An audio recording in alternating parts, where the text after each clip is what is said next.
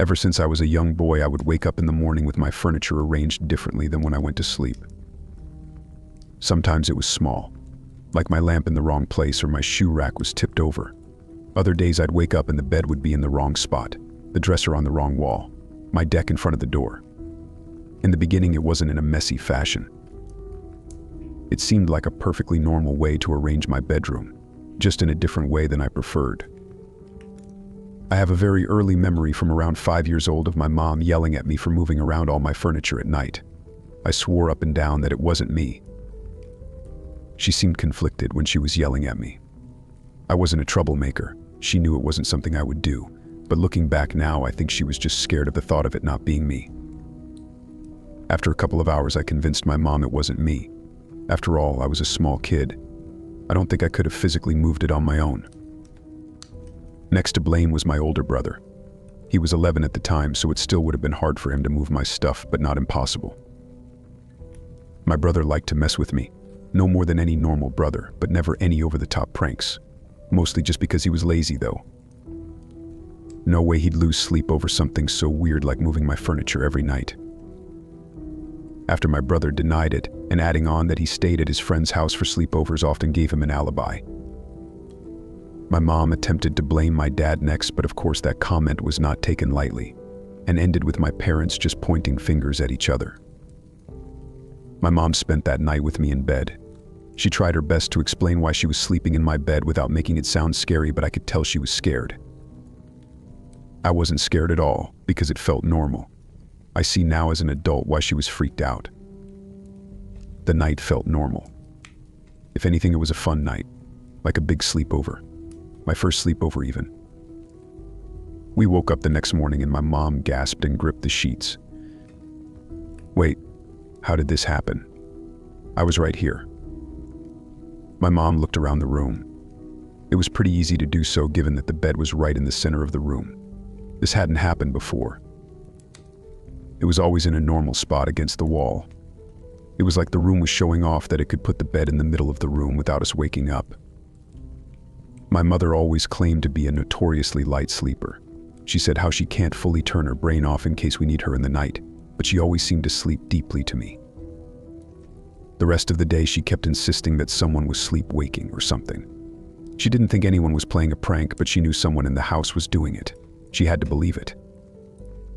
My parents ordered a Serenity camera online to put in my room so they could watch the footage the next morning. They got next-day delivery, so I'd have to go one more night without them being able to watch me sleep. That night, they decided to let me sleep in their bed. I was even more excited than the night before. Now this was really a sleepover. That night, my mom tucked me in tightly in between her and my dad. I remember she held me all night long. I woke up the next morning to my mom sounding terrified. My parents' bed wasn't even in the bedroom anymore. It was sitting in the living room right outside my parents' bedroom. My dad sat up and started to get as concerned as my mom. How did our bed get out here?" he whispered with a stutter. "It can't even fit through the door frame. Was it taken apart and put back together out here?" He hopped out of bed and picked me up into his arms in the process. We all stared at it confused. Even as a young boy, I knew something was really wrong. My dad started to take the bed apart to bring it back into their bedroom and noticed that the screws were loose. Some were even missing, like it was put back together in a rush. I remember my parents being on the phone with, I think, the police, but they never showed up. I remember my mom being upset on the phone when they wouldn't help us at all. That night, my dad installed a camera into the corner of my bedroom. My mom once again slept next to me. The camera they got was basically like a baby monitor that recorded the night. My dad had the monitor beside his bed to be an extra set of eyes. The night came and went. My mom and I woke up with my room yet again rearranged. She looked up at the camera to see that it was destroyed. All video from the night was destroyed as well. This was right around the time when baby monitors could record to an iPhone and you could watch the video the next morning, but everything about the video was corrupted. My family went to the police station that night, insisting that someone was in our house. The cops wrote down a statement, but that's all that came of it.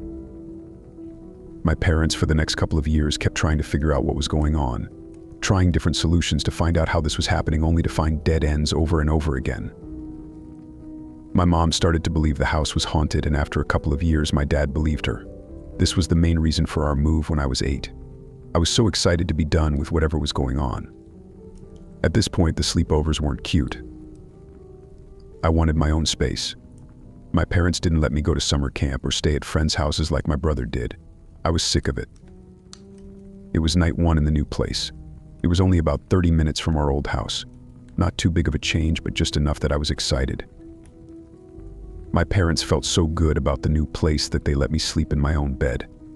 I remember they told me at dinner while we ate McDonald's over a makeshift table made of cardboard boxes. I jumped up and down and hugged them both. That night I got tucked in and my mom was hesitant to leave me in my own bed. She seemed worried but knew I needed this. My room didn't have much in it, just my bed, dresser, and a few boxes with my clothes in them. I remember falling asleep that night and thinking how creaky the new house was. But I didn't mind. I was hopeful. I woke up the next morning before my mom and dad. I didn't have curtains yet, so the sunrise woke me. I sat up and stretched. I rubbed my eyes to wake myself up, and I immediately felt a knot in my throat. The furniture was moved. At that moment, I made a decision. I knew if my mom saw this, I'd be stuck sleeping next to her for my whole life. My little imagination took over, and I thought about coming home from my job one day as a grown man wearing a suit, and my mom still tucking me into bed. I sprung up and quickly moved everything back to where it came from. Luckily, nothing was too heavy for me to move. Just as I got everything back into place, I heard my mom's footsteps. I jumped into bed and pretended to be sleeping. She cracked the door and let out a sigh of relief and shut the door.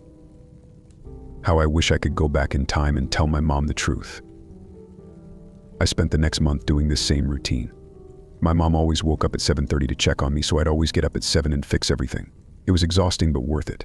My mom was warming up to the idea of me going to summer camp, so I was motivated. My mom got comfortable enough to send me to camp. It was only a one-night camp that year, which was fine. She needed to take baby steps.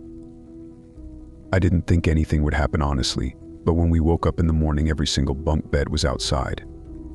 All 20 of them. 30 kids and 10 adults. All waking up feeling confused and disoriented. Some bunk beds even on their sides tipped over. Of course, the camp counselors were confused. I knew what I had to do. I gaslit all the adults into believing it was the plan of the troubled kid, Eddie. I made up a whole story about how he convinced a few other kids to do it in the night. I didn't think it was believable, but I was so convincing that everyone believed me. The camp counselors wanted to inform all the parents when they came to pick up what happened. Of course, it was a violation and needed to be explained to all the parents what happened. Luckily, I got out of it. I went to the camp with a school friend and his mom picked us up. His mom believed me when I said I'd tell my mom myself. As the years passed by, I realized no matter where I slept, this would happen to me. I turned it into a sleepover trick. I'll tell my friends to come over and sure enough it would happen. I'd even sleep at their houses and it would happen. Whenever I was trying to show off the trick, the room would be in even worse condition than a normal night. I felt like I had a superpower. The years went by and it just became my life.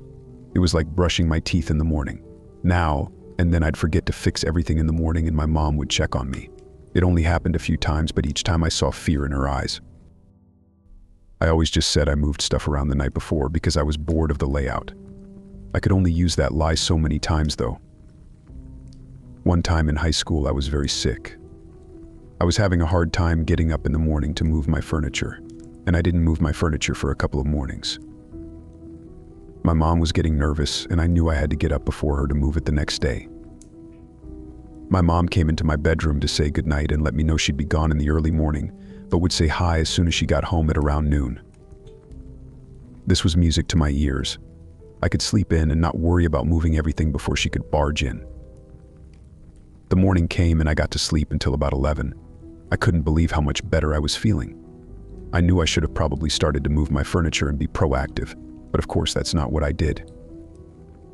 I could hear my brother in his room next door playing video games, so I went to go see what he was playing. Him being a brother, he wasn't letting me play with him, so I instead stood by his bed for way too long and annoying him. I lost track of time and heard the garage door open. My heart sank. I ran back into my room and tried to move everything back into its place. Luckily, throughout the years, I convinced my parents to get me lighter furniture.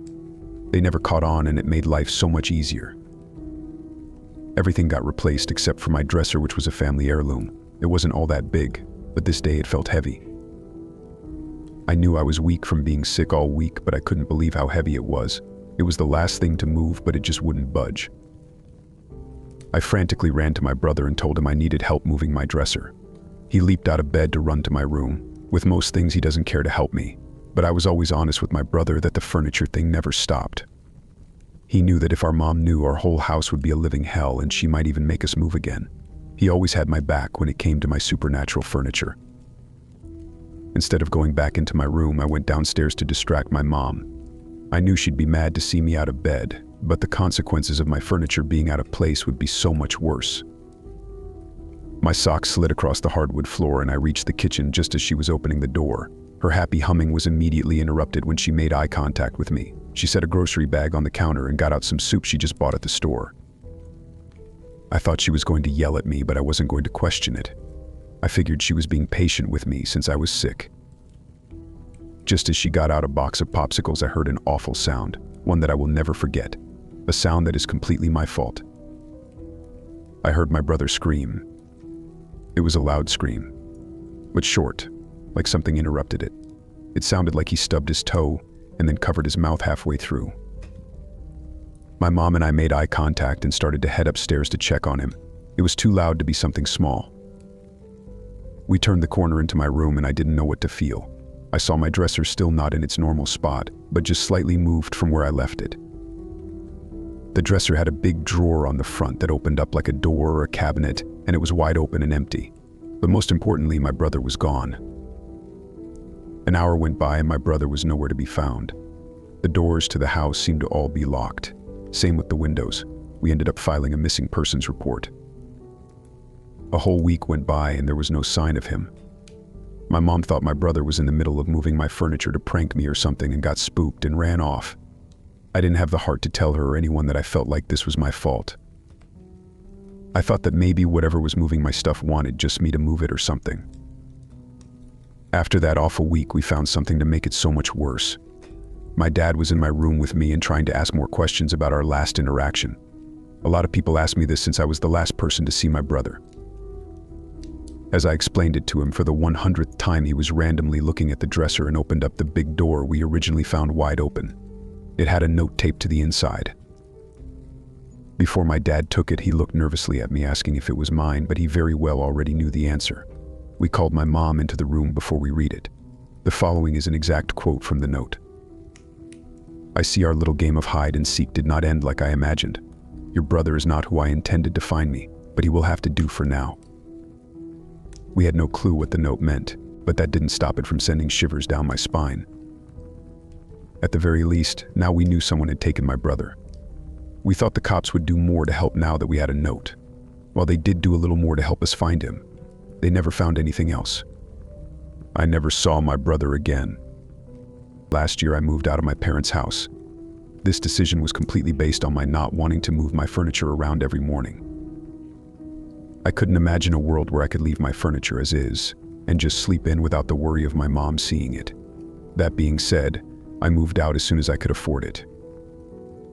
I moved in with my best friend and we shared an apartment. He knew about my little party trick and was never too freaked out by it, although part of me was scared that once he saw it was legit, he would be scared. The first morning I woke up and the room was a mess. Everything was in the wrong place, just as usual. Although I didn't think there would even be a usual for how my room looked anymore. I was sick of fixing it. It was going to look however it wanted to look. After a couple of days of just letting my furniture do whatever, I noticed how it was being arranged was more and more chaotic, messier. Like the furniture was mad that I wasn't putting it all back. I started straightening things, but nothing too wild. I'd just leave the big stuff. I mean, my roommate was weirded out, but he didn't care at first. One morning, about 2 weeks into living at the new place, I woke up with my bed on our deck outside. I knew it was going to start getting out of hand. The whole reason for me moving out was to not have to move my furniture around like crazy. I was so mad I couldn't just leave the furniture as it was. For some reason, it had to be put back to its normal spot. I let it go one more morning. I wanted to see what would happen if I left it just once more. I woke up the next day in the middle of the woods with no clue where I was. It felt like when I was a kid and this happened with bunk beds, but this was so much worse. It was relatively easy to find my way back, but just a long walk. In all, it took me about 2 hours to get home, not to mention having to figure out how to get my bed back home. When I got back, my roommate had a chat with me. He said how he never really thought the weird furniture thing was real and thought it was a very elaborate joke, and now that he lived with me, it was affecting his mental health. He felt paranoid and really tired and wanted me to move out. I was of course bummed, but knew it was for the best. I tried to tell him I'd start moving the furniture back every morning and it would all be okay, but that didn't seem to help him feel better. I called my parents to tell them I was coming back home. They seemed excited to have me come home. They seemed very cheerful, actually. When I asked them what was making them so happy, they said they felt better than they had in years and felt so well rested. It felt nice to hear them happy for what felt like the first time since my brother went missing. I had most of my stuff packed up and was ready to move in just a couple of days. We both knew this whole moving thing might cause problems with our friendship, so we wanted to do something fun before I moved out. We did a spontaneous week-long road trip. The morning I left, I didn't move any of the furniture back. It didn't seem necessary. I noticed something strange about the road trip. At no point in the trip did my furniture move. It was the first time since I can remember I woke up with everything looking the same. I thought maybe I found some kind of weird hack. We got back from an amazing trip feeling closer than ever, feeling thankful that we did it. I walked into my room and saw everything just as I remembered leaving it the day we left for our trip. Everything except for my dresser with the front facing down right in the middle of the room. I went over to the front of it to try and lift it into place, but it felt heavy. I immediately felt the memories of the day my brother went missing flash back into my head. This thing being heavy is bad news. I wasn't sure why, but I knew I didn't like it. I called my roommate in to help me move it. At first, he was hesitant. He didn't want anything to do with my furniture. Finally, I convinced him to just help me lift it quickly. As we pushed it back up to the wall, the body of a man came falling out. He was dead and limp. Claw marks filled the inside of my dresser. It looked like it fell over while he was hiding in it. He most likely fell over at the beginning of our trip and couldn't get out. He was in the same spot where I found that ominous note a little while back. He also had a gas tank that had a sleeping aid in it that was connected to one of those things that go over your mouth and nose before surgery or something. He looked malnourished and sickly. This man was my ghost for the last 15 years, moving my furniture around, thinking it was some kind of fun game or something. This was the man who took my brother. This was the man who gave a sleeping aid to me and everyone else I lived with, so he could move my furniture around for me. This was the man who took away countless sleepovers from my childhood. This was the man who stole my mother's peace of mind my whole childhood, so I could have some sick game every morning. They never found out who he was. They couldn't find anyone that matched his fingerprints or dental records or anything at all. It's like it never even existed. Most of all, they never found my brother. They never found out how the man got in and out of my house, if he even left, or how he was always around no matter where I slept. They never figured out how he managed to sneak around my living space for so long and not be seen. That was last year, and after that day my furniture never moved again.